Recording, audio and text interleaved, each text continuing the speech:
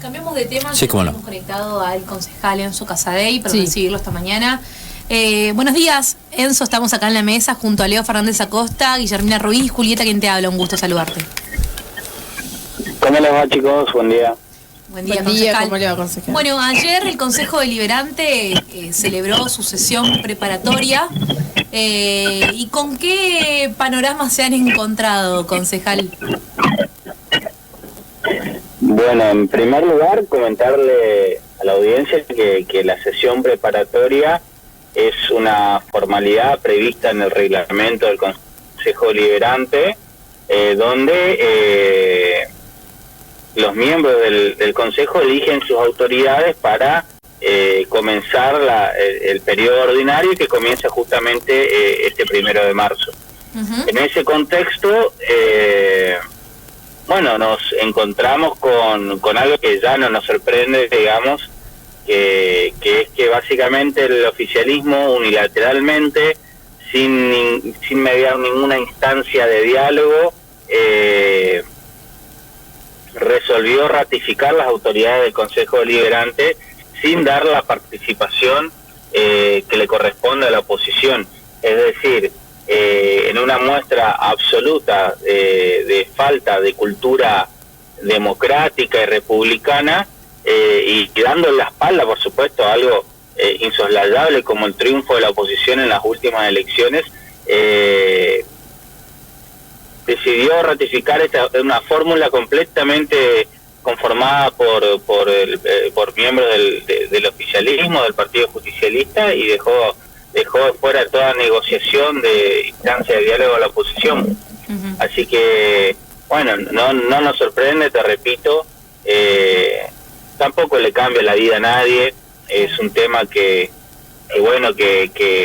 se circunscribe a la política y que lamentablemente no le soluciona el problema a ningún vecino de la ciudad, ¿no? Que es lo que básicamente para lo que estamos ahí.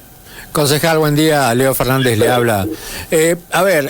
Usted dice, si bien esto no afecta la vida de los vecinos, porque es una cuestión meramente organizativa, sí tiene que ver un poco con la jerarquía que se le da a una institución como es el Consejo Deliberante, que representa a la democracia de una ciudad, la más importante de la provincia, y en donde mi pregunta puntualmente es, ¿ustedes tienen diálogo con los diputados que ahora conforman todos un mismo bloque, digamos, porque antes había como una especie de escenografía de los legisladores de Joffre por un lado, los legisladores del gobernador Infran por otro? Ahora son todo la misma cosa, digamos.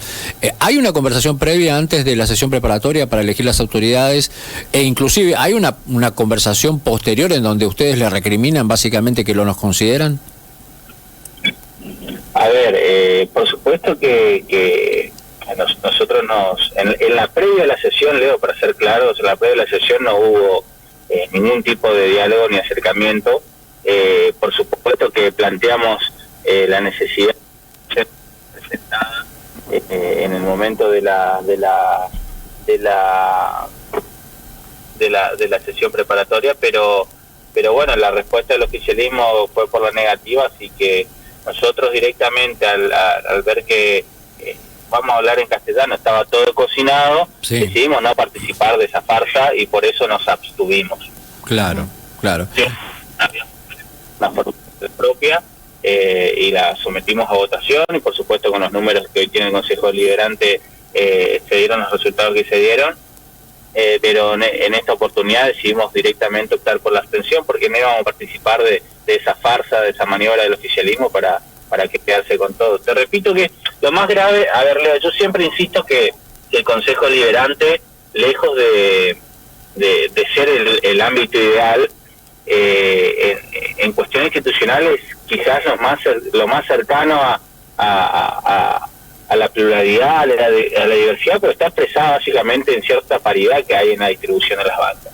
Bueno, entonces, esa paridad, esa proporcionalidad que hay hoy 7-5, mañana puede ser 6-6, o puede ser al revés para la oposición, dado las tendencias que se vienen dando últimamente en la capital, sí, se tiene que ver reflejado en las autoridades del Consejo Deliberante. Nosotros habíamos planteado, después del triunfo de la oposición el año pasado, que entendíamos que el oficialismo debería seguir con la presidencia porque, bueno, una cuestión de gobernabilidad, porque los vecinos habían confiado el Poder Ejecutivo en un determinado sector del justicialismo, pero que la vicepresidencia primera correspondía a la oposición, dado los últimos resultados. La negativa del oficialismo en soltar eso nos obligó a nosotros a votar otra fórmula y se dio el resultado que se dio. Ahora bien, en esta oportunidad ni siquiera hubo instancia de diálogo, ni siquiera hubo, te diría, un ofrecimiento a la oposición, porque en aquel momento nos ofrecían, por ejemplo, participar de la vicepresidencia segunda. Claro. Digamos, un cargo que insistimos, no representa la proporcionalidad de fuerzas hoy en el Consejo Liberante. En esta oportunidad no existió nada de eso, decidieron ratificar su mirada al ombligo, porque en definitiva también de esa manera ordenan su interna, que es bastante marcada, digamos, sobre todo en este año electoral. Así que decidimos no formar parte de esa maniobra, no ser cómplice de eso, así que decidimos por abstenernos y bueno, de ahora en más enfocarnos directamente en los proyectos e iniciativas que tenemos pensado encarar una vez que comience el periodo ordinario la semana que viene. Bueno, sí. No, tenía una sola pregunta más antes que se me escape, que tenía que ver con esto que había dicho, ¿no? Esta paridad de números en 11 miembros y 6-7 que se está dando de acuerdo al porcentaje de votos que hay en la ciudad. Digo, tomando en cuenta o tomando una perspectiva de lo que va a ocurrir en las próximas elecciones, que se estiman son para el mes de junio, ya tenemos algún adelanto respecto, después lo vamos a ver con los chicos de la agenda, que se adelantarían las elecciones para el mes de junio, teniendo en cuenta que en la ciudad de Formosa probablemente se dé la situación de que haya un triunfo de la oposición, ¿cómo quedaría conformado el Consejo Deliberante en un triunfo? Bueno, si nos remontamos a la última elección, el Consejo Deliberante, por supuesto, se renueva de a mitades, son 6 concejales, 6 bancas las que se ponen a consideración del vecino en las próximas elecciones.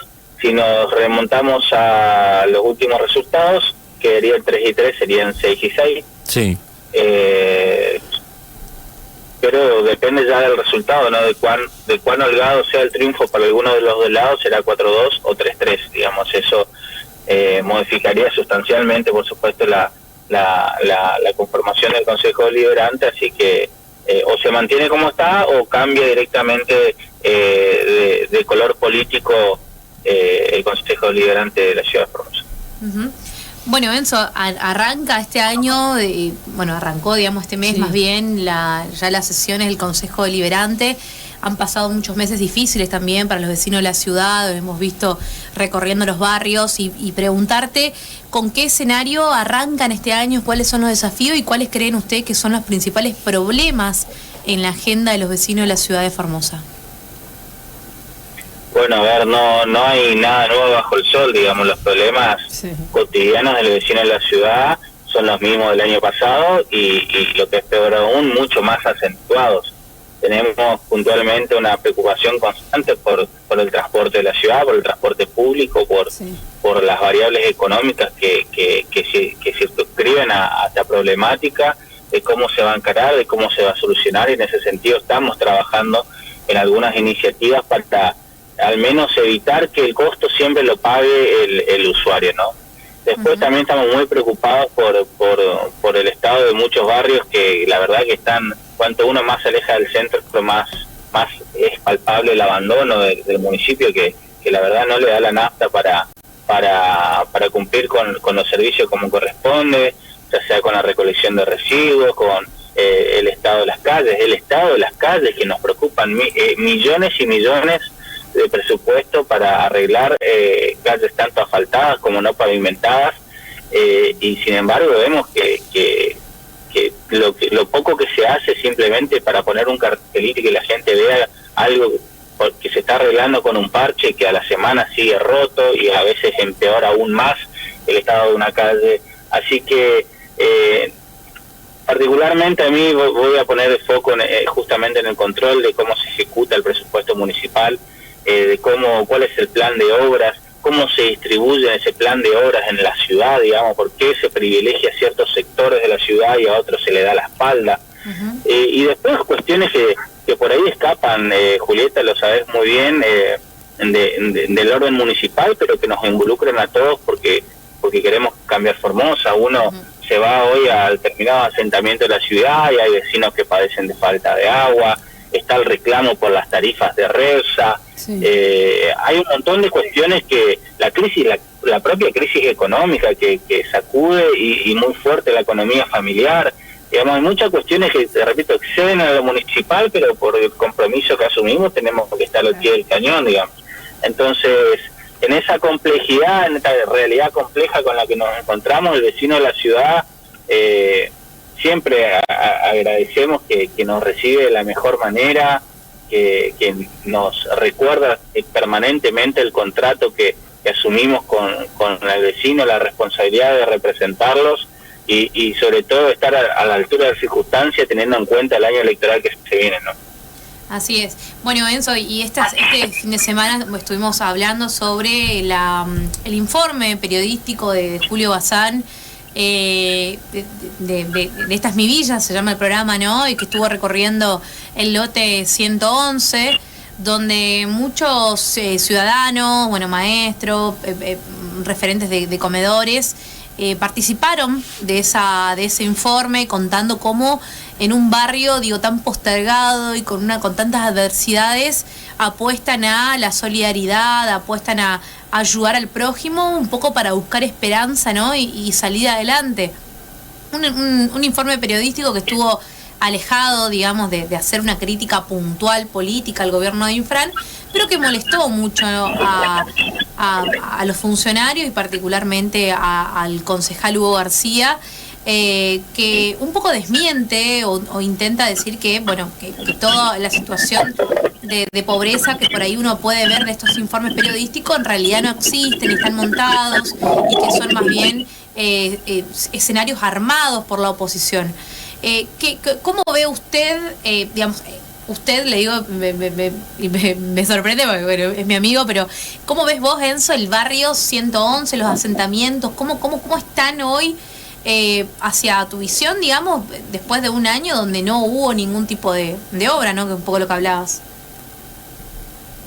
Bueno, en primer lugar, sí, vi el informe y la verdad que destaco, como bien señalabas vos, la calidad humana de muchos de los protagonistas de ese informe, que en ese contexto que yo te describía, de crisis económica, de carencias, de ausencia del Estado, le ponen el pecho y que con solidaridad y mucha fuerza y compromiso social están en el día a día empujando el carro para que la gente pueda vivir un poco mejor. En segundo lugar, nada me sorprende de este oficialismo, digamos, es un oficialismo absolutamente reaccionario, donde le molesta prácticamente que algo bueno, que algo que aporte a la sociedad, que algo que una actitud, una acción, una organización colectiva, en el grado de organización que fuese, algo que colabore, que beneficie al vecino, no pase por sus manos. Ellos quieren el monopolio de lo bueno y todo lo malo somos nosotros, somos la oposición, es Macri, es Bullrich, es Naidenov, es Morales. Ellos son todo lo bueno y solamente lo bueno puede pasar por sus manos. Y creo que se equivocan y grande, ¿no? Pero bueno, esa es la miopía social y política que los impregna desde hace muchísimo tiempo y que hace justamente que estén muy alejados de la realidad. Mira, yo hace unos días estuve en unos asentamientos detrás del Lisbel Rivera, y te confieso que hace muchísimo tiempo que no veía el grado de marginalidad que hoy se está viendo en diferentes lugares de la ciudad, producto de la crisis económica, donde uno evidencia la falta de políticas habitacionales. Hoy hay mucha gente que está volviendo al asentamiento a ocupar terrenos porque no puede pagar el alquiler. Hay gente que directamente opta por un asentamiento porque conforme al tiempo cree que tiene la posibilidad legal de poseer un lugar, cuando sabe que si va a un módulo nunca va a ser dueña del módulo. Tiene esa inseguridad jurídica o esa inseguridad de que viene un puntero y necesita un módulo para para su gente y hace lo imposible por sacarte de donde estás. Todas esas arbitrariedades, ese autoritarismo, esa violencia que viven los formoseños, la verdad que a uno lo sigue dejando perplejo y por supuesto redobla el compromiso y el esfuerzo para empezar a cambiar estas cosas. Pero de nada me sorprende la reacción del oficialismo, porque es a lo que nos tiene acostumbrados, digamos, creyendo que todo lo bueno, todo lo que puede pasar o suceder solamente lo tiene que pasar a través de ellos, y no toleran justamente otro tipo de organización, otro tipo de hacer política, más con una mirada social, solidaria, desinteresada, porque claramente el oficialismo está acostumbrado a dar la mano pero no soltarla. Entonces eso les cuesta mucho. Cualquier organización que a la gente le dé un mínimo de libertad y dignidad, a ellos les molesta, porque por supuesto atenta contra el mentado modelo formoseño, que es justamente todo lo opuesto. Así es. Bueno, gracias Enzo por tu tiempo. Vamos a seguir en contacto para seguir hablando, ¿no?, de la agenda política y de la ciudad de Formosa, que también es muy importante, ¿no? Gracias, Enzo. Gracias a ustedes, saludos para todos. Claro, hoy estamos hablando con el concejal Enzo Casadei, bueno, que han tenido la sesión preparatoria. Esto tiene que ver con la elección de autoridades y que han quedado los mismos. Yo me olvidé de preguntarles cuáles son las autoridades.